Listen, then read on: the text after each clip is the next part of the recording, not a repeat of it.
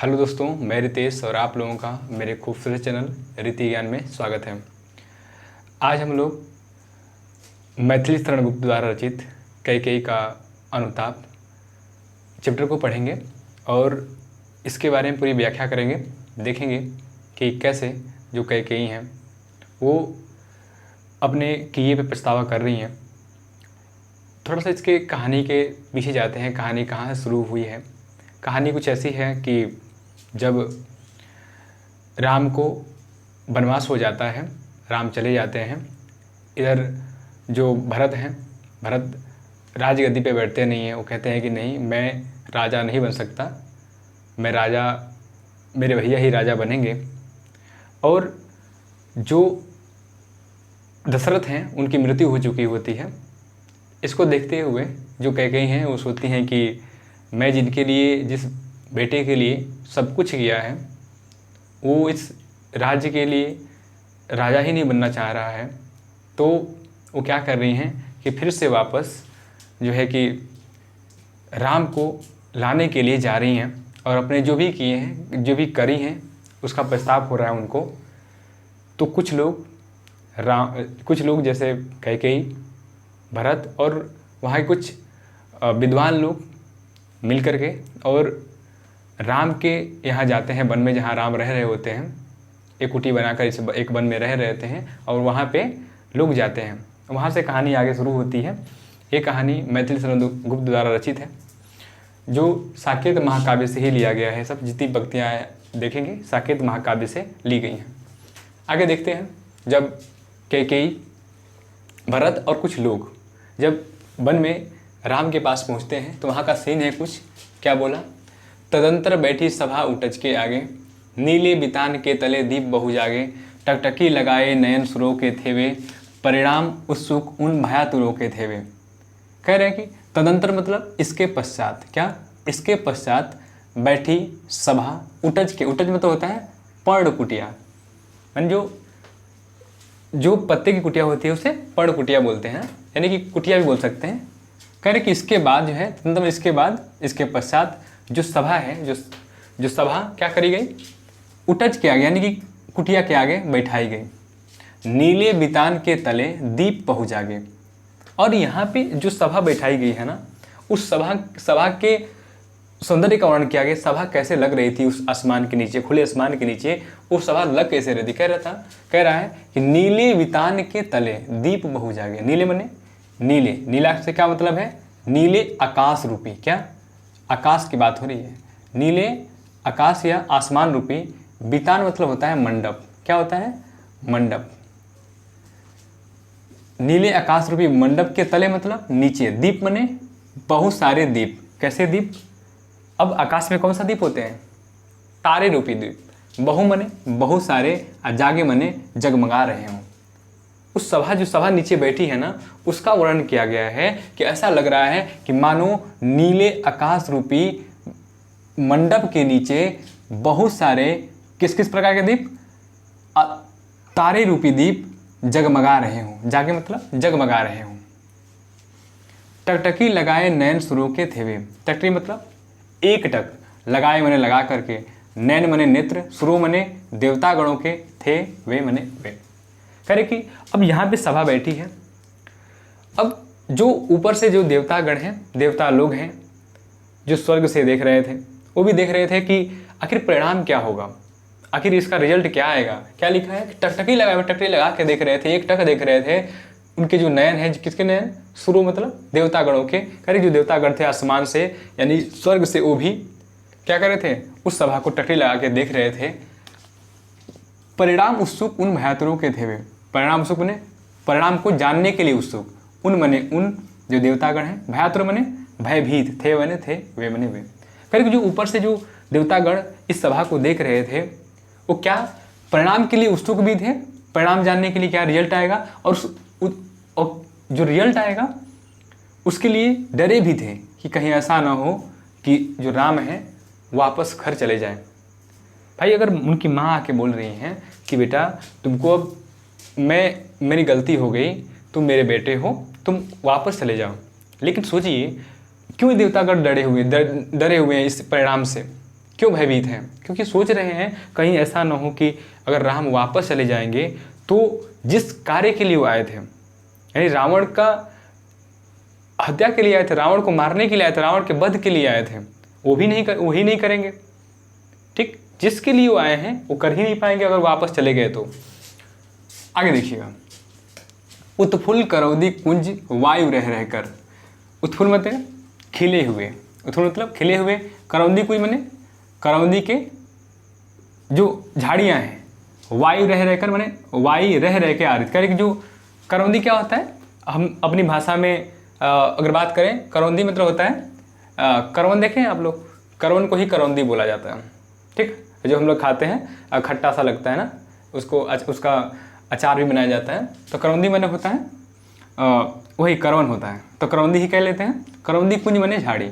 देखिए जो करवन होता है, जो करौंदी होता है ना, अगर वो जब फूल लिया रहता है तो बहुत अच्छा महकता है, तो उसी का वर्ण किया गया है। उत्फुल्ल माने खिला हुआ, करौंदी कुंज माने करौंदी का जो कुंज है उससे क्या आ रही थी, वायु रह रह के आ रही थी। जो करौंदी का जो खिला हुआ जो कुंज था, जो झाड़ी था, उससे उसके फूलों से होकर के वायु आ रही थी, करती थी सबको पुलक पूर्ण महमकर, मह मतलब महका करके, और क्या कर रही थी, पुलक पूर्ण मतलब पूर्ण रूप से पुलकित करना, पुलक मतलब होता है पुलकित करना, उत्साहित करना, ताजगी प्रदान करना। ठीक, क्या करती थी कि जो करौंदे की कुंज से जो वायु रह रह के आ रही थी, होकर आ रही थी, क्या करती थी, जो सभा में जो जितने लोग बैठे थे सबको पूर्ण रूप से पुलकित करती थी। किससे पुलकित करती थी? अपने खुशबू से, महका करके। आगे देखिए, वह चंद्रलोक था वहाँ कहाँ चांदनी वैसी, प्रभु बोले गिरा गंभीर निरानिधि जैसी। आगे देखिए, और उसका सौंदर्य का वर्णन किया गया, वहाँ पे जो परिवेश है ना, उस परिवेश के सौंदर्य का वर्णन किया गया है कि वह चंद्रलोक था, ऐसा मानो कि वह चंद्रलोक हो, कहाँ चांदनी वैसी, वहाँ पे ऐसी चांदनी रात थी जहाँ पे चंद्रलोक में भी ना हो, वो मानो चंद्रलोक हो, और वहाँ पे कहीं भी उस चंद्रलोक के जैसे चांदनी नहीं थी। क्या लिखा है? वह चंद्रलोक था मानो उस आसमान के नीचे उस चांदनी रात में सभा बैठी हुई थी, मानो ऐसा लग रहा था कि वो चंद्रलोक हो, वहाँ चांदनी वैसी, वहाँ पे चांदनी ऐसी थी कि मानो चंद्रलोक हो। प्रभु बोले गिरा गंभीर निर्निधि जैसी। अब क्या होता है? प्रभु मतलब प्रभु श्री राम, बोले मतलब बोले, गिरा मतलब होता है वाणी, क्या होता है? वाणी। गंभीर मतलब गंभीर, निरानिधि मतलब निर्धन निधि, निर मतलब होता है जल, निधि माने भंडार, जल का भंडार मतलब सागर, जैसे माने जैसे। कह रहे हैं कि उसके बाद वर्णन किया गया है, उसके बाद कह रहे हैं कि प्रभु बोले गिरा गंभीर निर्निधि जैसी, कि जो प्रभु श्री राम हैं वो सागर की तरह, सागर के जैसे गंभीर वाणी में बोले। ठीक, अब इसमें जान लेते हैं कि अच्छा एक बात देखिए, जो रस की बात करें ना, पूरे में जितने चैप्टर पढ़ेंगे ना, पूरे में जो रस होगा, रस आएगा शांत रस। कौन सा आएगा? शांत रस। और यहाँ पे देखें जैसी लगा है इस लाइन में, तो सा जैसा कंपेरिजन हो रहा है, तो यहाँ पे हो जाएगा उपमा अलंकार। अलंकार की बात करें तो उपमा हो जाएगा ना, ठीक, उपमा अलंकार हो जाएगा। ठीक है, यहाँ पे देखिए करौंदी कुंज क, ठीक, रह कर, ठीक है। यहाँ पे हाँ, इसमें क्या है, जो क हो गया, क हो गया, र हो गया, ऐसे जो वर्ण बार बार आ रहे हैं, तो इसमें अनुप्रास अलंकार भी होगा।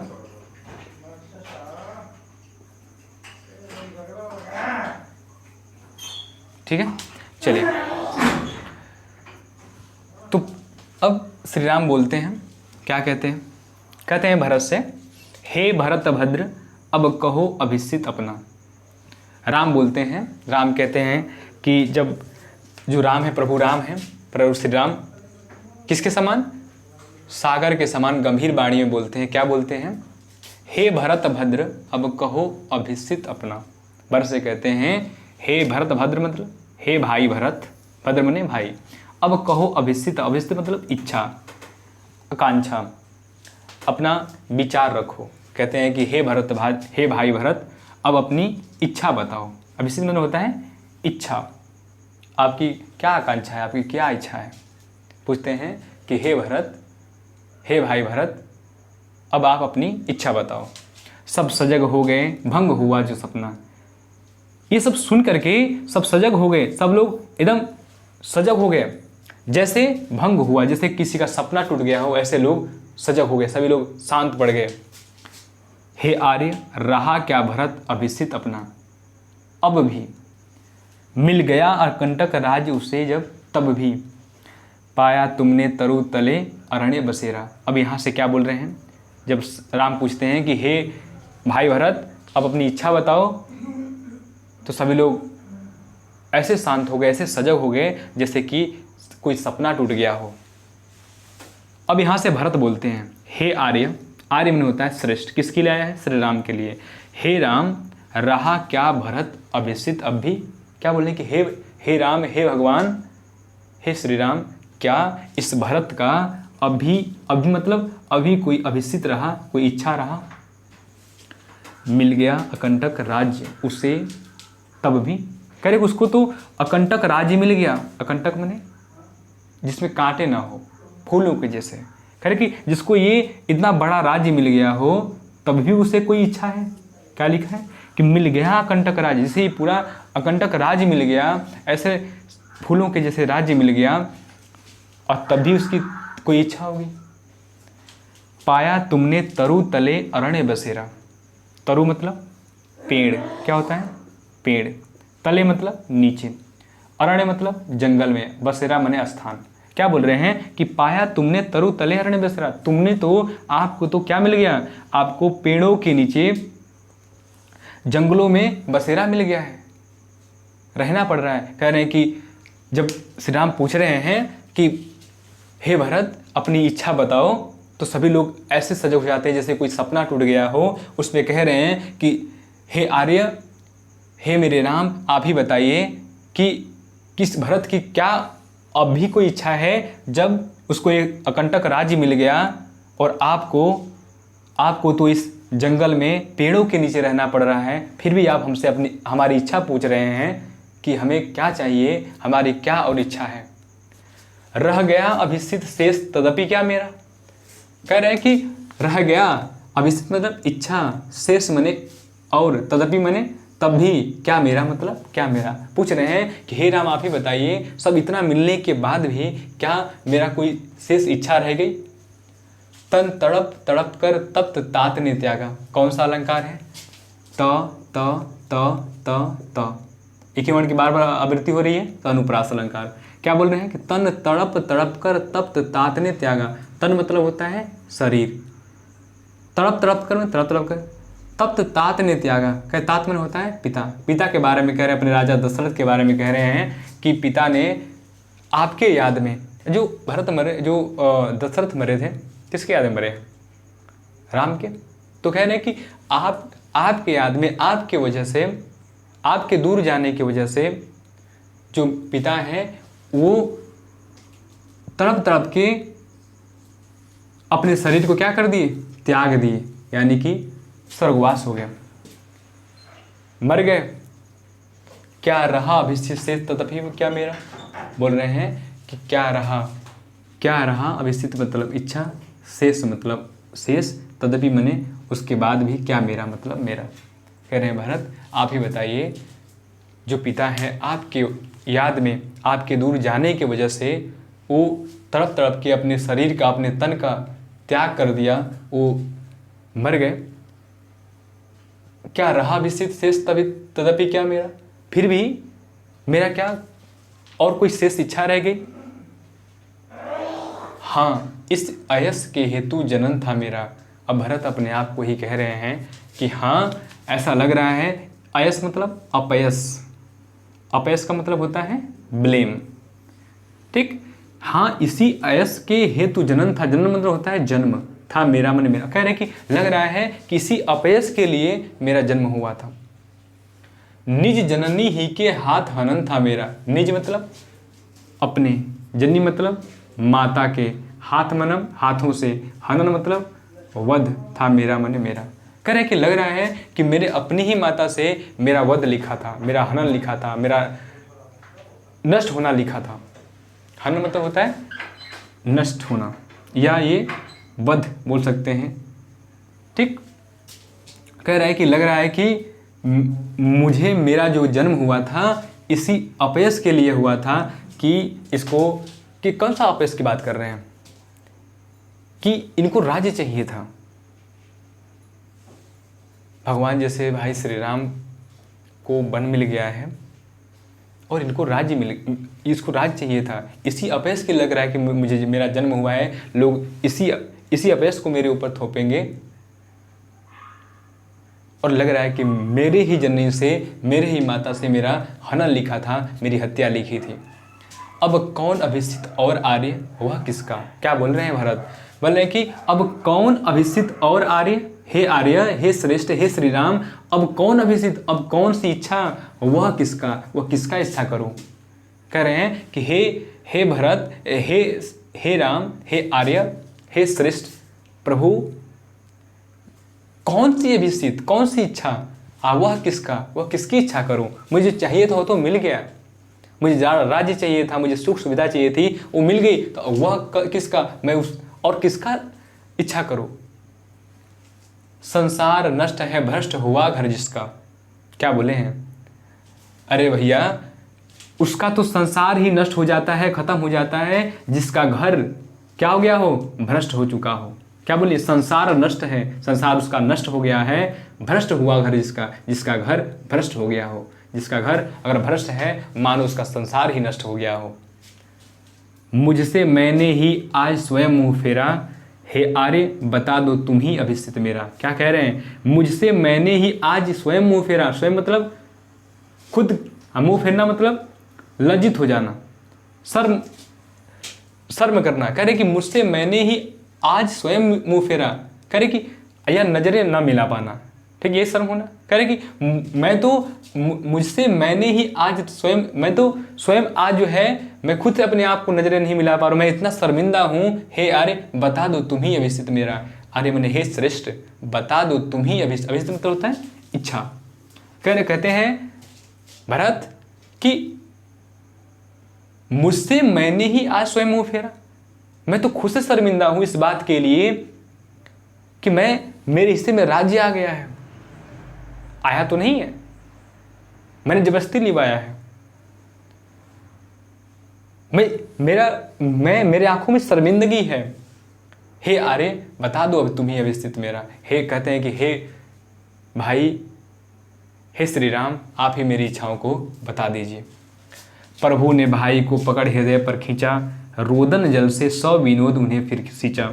प्रभु मतलब प्रभु श्री राम ने भाई मैंने किस भाई को, भरत को पकड़ हृदय पर खींचा, मतलब हृदय पर खींचना मतलब होता है गले से लगाना।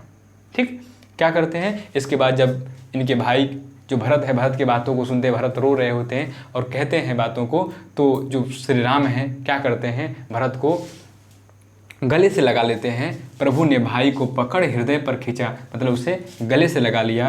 रोदन जल से सौ विनोद उन्हें फिर सींचा। रोदन जल माने आंसू रूपी जल से, रोएंगे आंसू गिरेंगे, तो आंसू रूपी जल से 100 विनोद मतलब विनोद के साथ, ठीक है, उन्हें फिर सींचा, उन्हें संचित कर दिया, उन्हें पूर्ण रूप से संचित कर दिया। ठीक है, स्नेह के साथ। कह रहे कि उन्हें इसके बाद जो श्री राम हैं भरत को गले से लगा लेते हैं और लगा करके अपने आंसू रूपी जल से उनको पूरी तरह से सींच दिया। और क्या कहते हैं उसके बाद, उसकी आसे की था मिलेगी किसको, जनकर जननी ही जान न पाई जिसको। राम कहते हैं, सभा में बैठे लोग हैं, राम कहते हैं उसके आसे की था मिलेगी किसको। आसे मतलब हृदय या अवस्था, उसके आशय की था मतलब गहराई, मिलेगी किसको। कह रहे कि उस व्यक्ति की हृदय की गहराई को कौन जान पाएगा, जनकर जननी ही जान ना पाई जिस। जन्म का मतलब जन्म देकर, जननी मतलब माता, ही मने ही, जान मने जान, न पाई मने नहीं पाई जिसको, मने जिसके बारे में। कह रहे हैं ये भरत के लिए कहा गया है। किसके द्वारा कहा गया है? राम के द्वारा। क्या कह रहे हैं कि उसके आशय की था मिलेगी किसको? उसके हृदय की गहराई को कौन नाप सकता है, कौन जा सकता है, उसके हृदय में क्या चल रहा है, उसको इस राज्य की जरूरत थी कि नहीं, वो राज्य चाहिए था कि नहीं।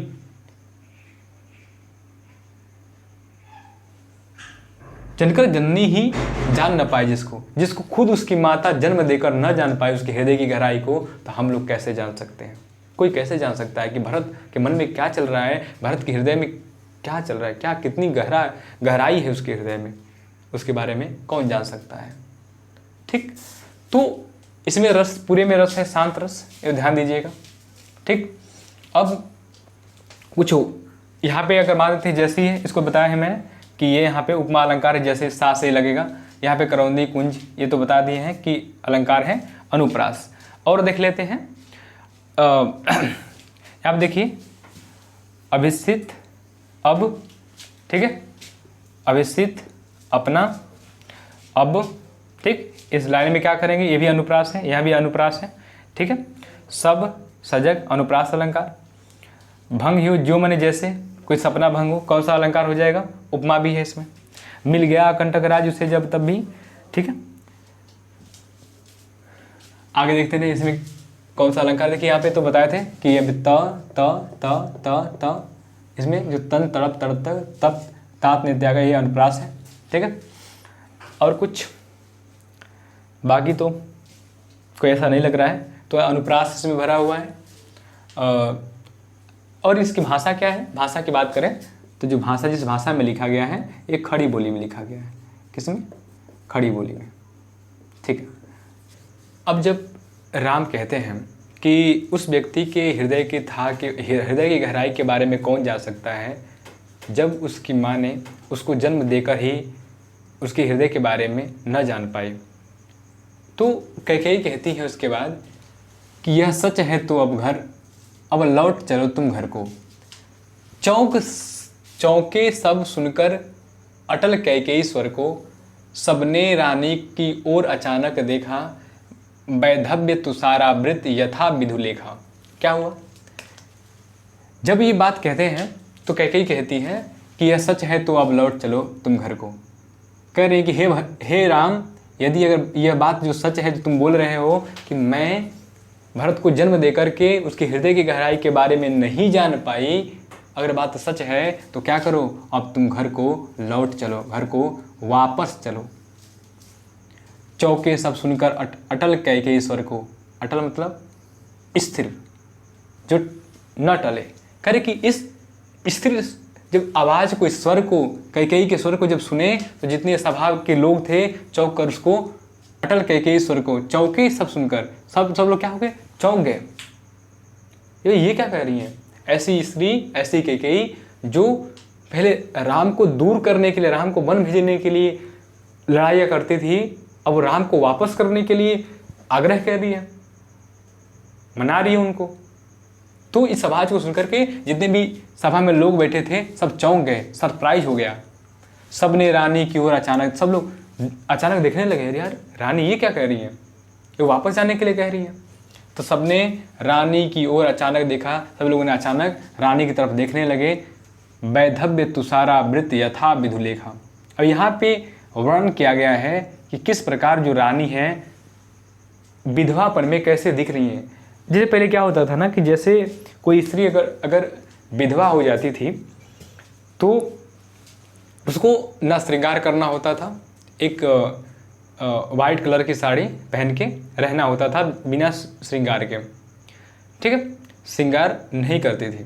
ठीक, लेकिन जो आज की जनरेशन है, आज की तो देख रहे हैं कि अगर पति मर गया तो अच्छा से लिपस्टिक मार के घूम रही हैं, लेकिन कोई दिक्कत नहीं है। यहाँ देखिए अब क्या है, वैधव्य तुषारावृत यथा विधुलेखा। यहाँ पे उस जो कैकेयी हैं जो कि विधवा हो गई हैं और सफ़ेद साड़ी पहनी है, तो उनकी सौंदर्य का वर्णन किया गया किस प्रकार से है। वैधव्य मतलब विधवा अवस्था में, तुषार मतलब तुषार धन आवृत, तुषार मन होता है ओस, आवृत मने घिरा हुआ, यथा मने जैसे, विधु मने चंद्र और लेखा मने किरण। चंद्रमा की रेखा है चंद्र किरण। कह रहे हैं कि वो कह रहे वैधर्य मतलब विधवा अवस्था में कैकेयी ऐसी प्रतीत हो रही थी जैसे मानो कोई चंद्रमा की किरण यानी चंद्र रेखा, कोई चंद्रमा की किरण किससे घिर गई हो, ओस से घिर चुकी हो। कहने का मतलब है लाइन का कि कह रही है लाइन कि जो कैकेयी है, कैकेयी सफ़ेद कपड़ों में यानी विधवापन में ऐसी प्रतीत हो रही है जैसे कि चंद्रमा की किरणें उससे घिर चुकी हों। बैठी थी अचल तथापि असंख्य तरंगा, वो अचल बैठी थी, अचल मतलब स्थिर, चल नहीं रही थी, तथापि इसके बाद भी असंख्य तरंगा, असंख्य माने अनेकों तरंग, तरंग मतलब विचारों के तरंग, अनेकों विचारों के तरंग उसके मन में चल रहे थे, अनेक प्रकार के विचार उसके मन में चल रहे थे। भले से वो क्या थी, शांत बैठी थी, अचल बैठी थी। वह सिंही अब थी हाहा गोमुखी गंगा। कह रहे कि जो वह सिंही मतलब वो सिंही माने शेरनी की तरह, सिंहनी की तरह, अब थी हाहा, हाहा मतलब होता है दीनहीन हो जाना। कह रहे कि वो कैकेयी जो पहले सिंहनी की तरह दहाड़ा करती थी, शेरनी की तरह दहाड़ा करती थी, आज दीनता का प्रतीक हो गई है, एकदम दीनहीन बैठी हुई है, शांत बैठी हुई है। गोमुख गंगा, और गंगा के समान पवित्र, शीतल और स्वच्छ हो गई है। हाँ जनकर भी मैंने न भरत को जाना, सब सुन ले तुमने सभी तो तुमने स्वयं अभी यह माना। अब कैकेयी बोल रही हैं, क्या कैकेयी बोली हैं, बोली कि हाँ जनकर भी मैंने भरत को न भरत को जाना, जनकर मतलब जन्म देकर, भी मैंने न भरत को जाना। कह रही कि हाँ माना मैंने कि मैंने भरत को जन्म देकर भी हम भरत को न जान पाई। सब सुन ले तुमने स्वयं अभी यह माना। कह रही कि हे सभा में बैठे लोग, सब लोग यही सुन ले कि तुमने भी तो ये अभी माना है ना। राम कहे थे ना कि उस व्यक्ति के हृदय के बारे में कौन जान सकता है, जिसके हृदय की गहराई के बारे में उसकी माँ ही उसको जन्म देकर न जान पाई। तो कह रही है कि हाँ जनकर भी मैंने न भरत को जाना, हाँ मैं मानती हूँ कि मैंने जन्म देकर भी भरत के बारे में नहीं जान पाई, उसके हृदय की गहराई के बारे में नहीं जान पाई। सब सुन ले, कह रहे कि सब लोग सुन लीजिए, तुमने स्वयं अभी यह माना, तुमने भी तो राम, हे राम तुमने भी तो यही अभी माना है कि मैंने उसके हृदय की गहराई के बारे में नहीं जान पाई हूँ। यह सच है तो फिर लौट चलो घर भैया। कह रहे कि हे बाबू, हे भैया, हे राम, अगर ये बात सच है कि मैंने राम की हृदय के बारे में नहीं जान पा रही हूँ, नहीं जान पाई हूँ, तो अगर ये बात सच है तो तुम क्या करो, लौट चलो घर भैया, तुम घर को वापस लौट चलो। अपराधीन मैं हूँ तात तुम्हारी मैया। क्या कह रही हैं, कह रही है कि अपराधीन मतलब दोषी, मैं हूँ, तात मने बेटा। कह रहे हे बेटा, मैं तुम अगर वन आए हो ना, तुम्हें वनवास मिला है ना, तो उसकी दोषी मैं हूँ, मैंने वन भजवाया तुमको। तुम्हारी मैया, हे राम तुम्हारी मैया दोषी है, इसके दंड के हकदार तुम्हारी मैया है, ये दोषी हैं। बेटा अब तुम घर चलो, जो भी पाप हुआ, जो भी तुम्हें वनवास मिला, उसके अपराधी कौन हूँ, मैं ही हूँ। दुर्बलता का ही चिन्ह विशेष शपथ है। दुर्बलता का मतलब दीनता, गरीबी, हीनता या कमजोरी बोल सकते हैं। जो कमजोरी होता है ना, कमजोरी का चिन्ह, दुर्बलता का चिन्ह विशेष शपथ है। शपथ माने होता है सौगंध लेना। अब क्या है ना, जब हम छोटे होते हैं या बहुत हम गरीब होते हैं, लाचार होते हैं, हम लोग एक मात्र ही सहारा होते हैं, हम जल्दी से कसम खा लेते हैं कि मम्मी कसम मैंने ये गलती नहीं करी है, या पापा कसम थोड़े खाते हैं, मम्मी कसम मैंने ये गलती नहीं करी है। तो पापा कसम नहीं खाते, मम्मी कसम ज़्यादा खाते हैं, ठीक है। हम लाख सही हों किसी मैटर में, लेकिन हमसे बड़ा कोई व्यक्ति हमें दबाव डाल रहा है, हमको मार रहा है, तो एक ही रास्ता रहता है कि हम कसम खा लें, हम शपथ ले लें, हम वहाँ पे गिर जाएं, हाथ पाँव जोड़ लें कि मैंने ये गलती नहीं करी है, ठीक है। तो वो कह रही हैं कैकेयी कि दुर्बलता का ही चिन्ह विशेष शपथ है। कह रही कि जो दुर्बलता है, कमजोरी है, उसका एकमात्र क्या है, चिन्ह है, एकमात्र उपाय है, एकमात्र स्थान है, क्या करें, एकमात्र तरीका है कि हम क्या कर लें, शपथ ले लें, सौगंध ले लें कि मैंने ही गलती करी है और मैंने ये मान लिया, हम मान लिए कि मैंने गलती करी, मैंने ही तुमको बन भेजा, मैं अपराधी हुई, मान ली। पर अबला जन के लिए कौन सा पथ है? अबला जन मतलब असहाय स्त्री। कह रही मैं भी तो असहाय स्त्री हूँ और मेरे लिए तो, अबला जनों के लिए तो, असहाय नारियों के लिए तो और कौन सा रास्ता है? पथ मतलब रास्ता, इसके सिवा और कौन रास्ता है? हम लोग क्या कर सकते हैं? हम अपनी गलती को स्वीकार ही कर सकते हैं, शपथ ही मांग सकते हैं, सौगंध ही मांग सकते हैं, हम आपके आगे गिड़गिड़ा ही सकते हैं और कोई रास्ता नहीं है हम अबला नारियों के पास।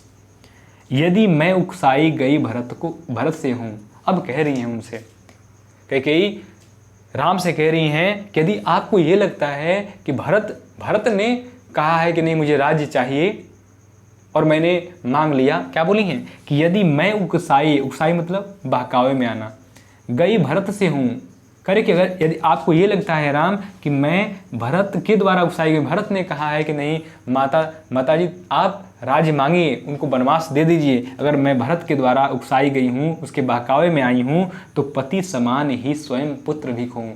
तो जैसे मैंने अपने पति को खो दिया, पति मर गए, वैसे ही मैं अपने पुत्र को इस भरत को भी खो दूँ। क्या बोली हैं कि यदि आपको लगता है कि भरत ने उकसाया है मुझे इस राज्य को लेने के लिए और आपको वन भेजने के लिए, तो मैं जैसे पति समान ही स्वयं पुत्र भी खो, तो मैं स्वयं अपने पति के समान ही अपने पुत्र इस भरत को भी हमेशा हमेशा के लिए खो दूँ, यानी कि ये मर जाए। जब ये बात बोलती हैं कि नहीं मैं अपने जैसे पति खो दी हूँ, वैसे ही अपने बेटे को भी खो दूँ, इस भरत को भी खो दूँ, तो सभा में जो लोग बैठे हैं रोकने लगते हैं, अरे ये क्यों बोल रही हैं, क्या आपको हो गया? तो कैकेयी कहती हैं ठहरो मत रोको मुझे, कहूँ सब सुन लो। कहते हैं कि ठहरो, रुको मुझे मत रोको, मुझे रोको मत, कोई नहीं मुझे रोकेगा, कहूँ सब सुन लो, जो मैं कुछ कह रही हूँ ना वो सुन लीजिए। क्या बोली है कि ठहरो मतलब रुको, मत रोको मुझे चुप मत कराओ, मुझे रोको मत, जो कह रही हूँ कहने दो, कहूँ सब सुन लो, जो कह रही हो सुनो। पाओ यदि उसमें सार मतलब मूल तत्व, कोई अच्छा चीज, सब चुन लो, चुन मतलब ग्रहण कर लो, चुनना मतलब होता है ग्रहण करना। अरे यदि इस बातों में कोई आपको अच्छी चीज लगे, सार मतलब मूल तत्व लिखे, कोई अच्छी चीज लगे तो उसे क्या कर लो, ग्रहण कर लो। भाई जो बात कह रही हूँ उसमें सच्ची कुछ अच्छी बातें होंगी, बुरी बातें होंगी, उसको नकार देना, जो अच्छी बातें हैं उसको ग्रहण कर लेना। करके पहाड़ सा पाप मौन रह जाऊं, क्या बोल रही हैं, क्या आप चाहते हैं करके पहाड़ सा मतलब बहुत बड़ा, पाप मौन मतलब शांत, रह जाऊं मैंने रह जाऊं। कह रहे कि इतना पहाड़ के जैसे बड़ा पाप करके मैंने राम के जैसे भगवान के समान लड़के को मैं वन भेज दी हूँ, इतना बड़ा पाप करके, और आप क्या चाहते हैं कि मैं मौन रह जाऊं, शांत बैठूं, राई भर भी अनुताप न करने पाऊं। राय मतलब थोड़ा सा भी, अनुतापन होता है पछतावा, न करने पाऊं। अरे आप क्या चाहते हैं, इतना बड़ा पाप मैंने किया, पहाड़ के जैसे इतना बड़ा पाप किया, फिर भी मैं थोड़ा सा भी उस पाप से, उस बात से मैं मुझे पछतावा ना हो। आप लोग ये चाहते हैं कि उस बात से थोड़ा भी फर्क ना पड़े हमें। थी सनछत्र शशि दिशा ओस टपकाती, रोती थी नीरव सभा हृदय थपकाती। कह रहा है वहां पे जो वायुमंडल है ना, जो वहां का एरिया है, जहां वहां पे आवरण बना हुआ है, वातावरण बना हुआ है, जो उसका जिक्र किया गया है, उसकी सुंदरता का वर्णन किया गया है कि जब ये बात कह रही हैं तो रो कौन रहा है। थी सनछत्र, संछत्र माने जो नक्षत्र हैं, शशि निशा, शशि मतलब चंद्रमा होता है, निशा माने रात, माने चंद्रमा का रात मतलब चांदनी रात, ओस टपकाती मतलब ओस टपकाना, कैसा ओस, आंसू रूपी ओस। कह रहा है, लिखा है कि थी सनछत्र, स नक्षत्र माने सारी जो नक्षत्र हैं, जो तारे हैं, शशि निशा उस चांदनी रात में ओस टपकाती ओस रूपी आंसू रो रही। ऐसा कह रहा है, कहने का मतलब यह है कि इनकी बातों को सुन करके मानो ऐसा प्रतीत हो रहा था कि उस चांदनी रात में जो नक्षत्रें हैं क्या कर रही हैं, ओस रूपी आंसू रो रही हूँ, ओस रूपी आंसू टपका रही हूँ, ओस रूपी आंसू, ठीक है, ओस गिरती है ना, ओस रूपी आंसू टपका रही हूँ। रोती थी नीरव सभा हृदय थपका, नीरव मतलब शांत, क्या शांत, कह रही कि जो शांत जो सभा बैठी थी, जो एकदम चुपचाप शांत जो सभा बैठी थी, क्या कर रही थी, हृदय को पीट पीट के कह रही थी, मानो वो रो रही हूँ। उनकी बातों को सुनकर ऐसा लग रहा था कि जो शांत सभा बैठी थी अपने हृदय को थपकाती मतलब पीट पीट के रो रही थी। कभी देखें औरतें कमाल की, जो औरतें होती हैं कमाल की रोती हैं, एकदम लगेगा कि एकदम पीट पीट की छाती एकदम उलट जाएंगी, ठीक वैसे ही लग रहा है कि वो जो शांत सभा बैठी थी वो रो रही हो। उल्का सी रानी दिशा दीप्त करती थी, सब में भय विस्मय और खेद भरती थी। अभी रानी के बारे में, रानी के सौंदर्य के बारे में वर्णन किया गया है। रानी कहीं एक कोने में बैठी होंगी, तो कह रहा है कि उल्का सी, उल्का एक तारा का नाम है, टूटता हुआ तारा बोलते हैं ना, उल्का सी माने उल्का के समान रानी जो है, रानी कैकेयी जो है, दिशा दीप्त करती, दीप्त माने होता है प्रज्वलित करना, प्रकाश देना, प्रकाशित करना, दिशा माने एक दिशा को, कह रहे कि एक दिशा में खड़ी जो रानी थी, रानी जो कैकेयी थी, ऐसा मानो कि उल्का पिंड के समान, उल्का के समान उस दिशा को प्रज्वलित कर रही थी। सब में भय विस्मय और खेद भरती थी, जितने भी सब में मतलब जो वहाँ पे लोग थे, जो सभा में लोग उपस्थित थे, उसमें भय मतलब डर, विस्मय मैंने आश्चर्य और खेद मतलब दुख भरती थी, मैंने भरती थी। कह रही कि और उनकी बातों से सब में डर भी था, आश्चर्य भी था और दुख भी था। डर, भय कैसा कि कहीं इनके बातों में आकर के राम वापस ना चले जाए, ये भय था। विस्मय क्या था कि एक स्त्री जो पहले शेरनी की तरह दहाड़ा करती थी, आज गोमुखी गंगा की तरह शांत बैठी हुई है, शीतल बैठी हुई है। और खेद कैसा था, दुख किस प्रकार का, क्यों अभी कह रही हैं कि जैसे मैं पति को खो दी हूं वैसे अपने बेटे को भी खो दूं। सब में यही बातें भरती थी। क्या कर सकती थी मरी मंत्रा दासी, मेरा ही मन रह सका निज विश्वासी। और अपने मन को और कोस रही हैं और बोल रही हैं क्या कर सकती थी मरी मंत्रा दासी, कह रही कि वो मरी हुई मंत्रा जो है, जो दासी मंत्रा है, वो क्या कर सकती थी, उसका क्या दोष है इसमें। मेरा ही मन रह सका न निज विश्वास, निज मंत्र खुद पे, विश्वासी माने विश्वास, कह रही कि मेरा मन, मेरे मन को खुद पे विश्वास नहीं था, मैं खुद अपने मन से कर रही थी, मेरे मन में खुद छल भरा हुआ था। तो जो मंत्रा जो थी, जो दासी मंत्रा थी मरी हुई, वो क्या कर सकती थी, मेरे ही मन में खोट था। जल पंजरगत अब अरे अधीर अभागे, वे ज्वलित भाव थे स्वयं तुझी में जागे। अपने हृदय को कुश्ती हुई कह रही है कि जल, जल मतलब जलो, जल वाटर नहीं है, बर्न मने जल, जलना, जलने वाला, जो आग जलती है। तो अपने हृदय कह रही है कि जल, पंजर गत मतलब पंजर में होता है शरीर, गत मने अंदर। अब अरे अधीर अभागे, अधीर मतलब जिसका कोई धैर्य ना हो, बेचैन, अभागे मने अभागा। अपने हृदय को कुश्ती हुई कह रही है, अपने दिल को कुश्ती हुई कह रही है कि हे अभागे, अधीर, बेचैन दिल मन, क्या कर, इस शरीर के अंदर ही तू जल। क्यों जल, वे ज्वलित भाव थे स्वयं तुझी में जागे। क्योंकि जो भाव थे ना, ज्वलित भाव थे कि मेरे बेटे को राज्य मिलना चाहिए और राम को वनवास मिलना चाहिए थे, जो भाव थे, जो ज्वलित भाव थे, ये स्वयं ही तुझी में उत्पन्न हुए। जागे मतलब उत्पन्न हुए थे, तुम्हें उत्पन्न हुए थे, अब तुम इसी शरीर के अंदर जल। क्या बोल रही है, अरे अभागे, अरे बेचैन मेरे मन, ये जो ज्वलित जो भाव हैं, जो ज्वलित इमोशंस हैं, ये तुझी में जागे हुए थे, तुझी में उत्पन्न हुए थे और तू क्या कर, इसी शरीर के अंदर अब तू जल। ठीक। ठीक है, चलिए तो पूरी में शांत रस है, ये तो पता है। ठीक है, अब यथा लगा है, वैधव्य थरावित यथा विदुलेखा, कौन सा अलंकार? उपमा है, यथा सा। ठीक, वह सिंही अब थी हाहा गोमुखी गंगा, हा जनकर भी मैंने न भरत को जाना। ज अनुप्रास भी है।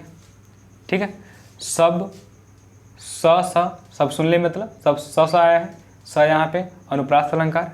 ठीक है, तो अनुप्रास भी है और उपमा भी है। ठीक है, चलिए ये जो वैधव्य तुषारावृत है इसमें रूपक भी है। ठीक है,